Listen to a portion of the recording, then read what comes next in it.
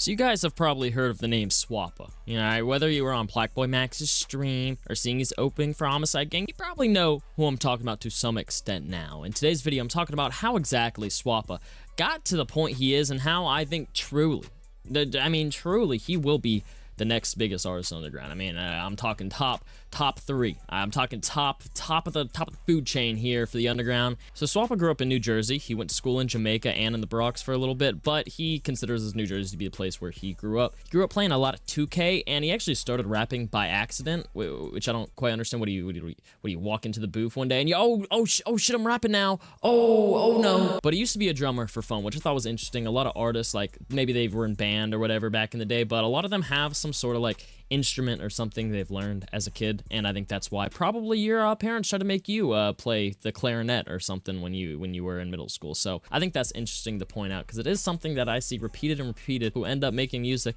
nothing like anything about what they started out. I guess it's something about that natural musical talent and intent that is instilled within people like themselves. But he started making music around 2020, did not start uploading said music to streaming until around 2021, and he was kind of cooling for a bit, kind of testing the waters. Those first few, maybe year, 2 years of ours before they bubble is kind of just them finding their sound, kind of bubbling up, seeing what they can do, and kind of just almost doing it as a hobby, literally, because most of these people, Swapa included, don't think this could be a career path, and he probably wasn't even sure if this was intended a career path until very recently, because I'm telling you, in the last month, it's been insane, and it's just gonna get more insane. But during this little stretch of trying to find you sound, he linked up with someone called DevStacks. If you guys don't know DevStacks, come on, bro. Legendary producer, artist. He about to blow up too. All right, I think he about to blow up. He kind of been in the scene for a while and a lot of features. I'm surprised he hasn't. At this point, he's almost like a cult classic artist, if that makes sense. Like, people in the underground all know him. He's very highly respected, but he doesn't quite have that Tik Tok fame that hey, we're gonna get to for Swapa, trust me. But Swapa got a lot of traction from his song called Footwork, which is really what shifted the gears for him to kind of take this stuff serious, he said. And eventually, when he dropped the song She Want Me featuring DevStacks, TikTok would discover him. And just looking at TikTok nowadays, it's dumb. There's so many videos of Swapa. TikTok has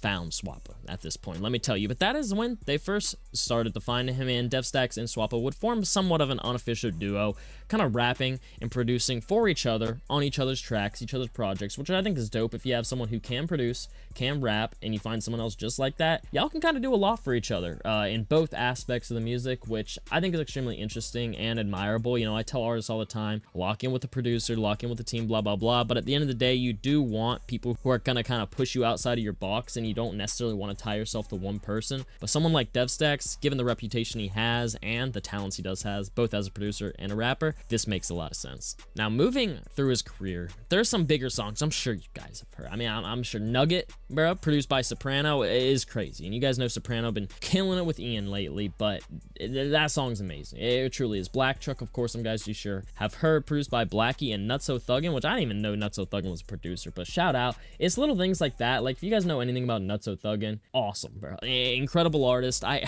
literally, this is my first reaction to finding out he produced. I don't know if that's a common thing for him, but just having someone like Nutso Thuggin on the production and just kind of like in the background to a scent, and it being like, I think his biggest song is Black Truck, it's kind of awesome, bro. And it kind of shows that network of artists, mutuals, peers that you kind of build during that 1 to 2 year kind of hobby, having fun with music kind of phase through your collaborations, network, mutual friends, and stuff like that. And then once it's really time to pull through and drop a song like Black Truck, then you can get a beat from that from someone who's extremely unexpected. Now, I was watching Duty's video on Swapa in preparation for my video, and he said something very interesting about Swapa. He made this video a few months ago that has already come to fruition. There's songs like that just be popping off on TikTok, and it's not like he one of those dudes that be posting the TikToks himself. This is based off just music. He let the music speak for itself, but just imagine if he had a team behind him pushing him out there to all these different platforms. What if he had the Molly Santana promo? Then he will be up like all these other rappers, and he's still doing good for a lot of these new artists. He's sitting at 286,000 monthly listeners. So as you can see, there has been plenty of Swapa promos since he's on all the big pages. He's being reacted to by Bob Lamb. He's everywhere. And he even got, like I mentioned earlier in the video, on plaqueboymax's stream, which is pretty much, in this day and age, that's like a Drake stimulus package for an underground artist. Literally, you get on Max's stream, whether you're in a song wars with 10 other artists, or if you're really lucky, you're alone like Swapa was from here, you get basically a career, bro. I ain't gonna lie. I ain't gonna, maybe not a career, because it obviously is up to the artist to withhold, you know, the credit, accountability, and attention they get from that. But you definitely get a shot at it, all right? And that's how I feel about the Drake stimulus package for a lot of these mainstream or street artists or whatever label situations they have going on. This is that, all right? And this literally only happened just because Swapa's music is good. Max's homie just happened to put him on. Bro, I think I was smoking one day with my Remo. Yeah. Bro, I was like, yo, he's running this shit. I played it for my manager. He was like, yo, who's this? I'm like, yo, this nigga we were low-key just sitting there in the living room and he started playing. I was like, damn. But I didn't know it was you because I'd already done listening to your shit. And then the song had just dropped. And then he played it. I was like, damn, bro. No, that's love, bro. I fuck with Swapa. Nah, I got it, bro. Like, I've been playing that shit every single day. Like, every single day. Okay. That's love, son. So that kind of speaks to the truth. It's like real music wins, bro. You know what I'm saying? It's like a lot of these artists, they have their gimmicks, they have their narratives, they have their image, and Swapa definitely has his image, but I'm not gonna lie. The music really spoke for itself. He don't got no interviews. He don't got no, really, like Duty was saying in the older video, no promo, no nothing. He quite literally was just kind of discovered by TikTok and was just like, all right, the music's good, and it clearly got to Max, and now Max is on his stream. And what really kind of sets Swapa apart, and why I think, or really I know he's gonna be one of the biggest artists in the industry, is his mindset on his career and basically how he should market and roll himself out. Rapper wise, like, why do y'all be holding y'all?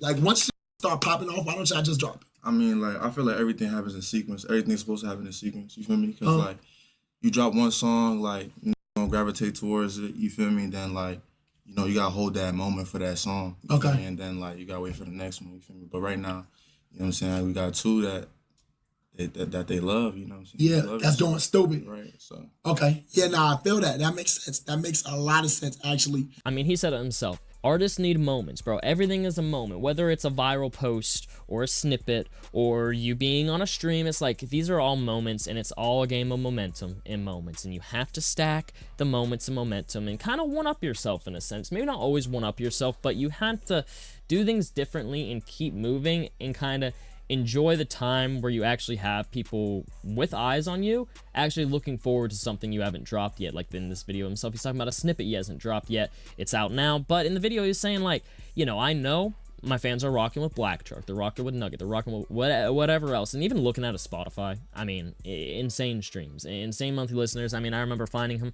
it did not look anything like this, let me tell you. But it's gonna be a lot bigger. It's gonna be million plus by the end of the year. I can almost guarantee that. I literally can almost guarantee that shit will double before 2025. But what I was saying is I appreciate that he can like know that he has a song going crazy and know that there's a snippet that's kind of doing its rounds and use that time kind of to make the fans hungry. You know what I'm saying? He actually has people looking forward to. Make people look forward to something, and then when it drops, there's just going to be more people and more hype surrounding it. People already know what they're getting. All right, the snippet sounds exactly what the song sounds like.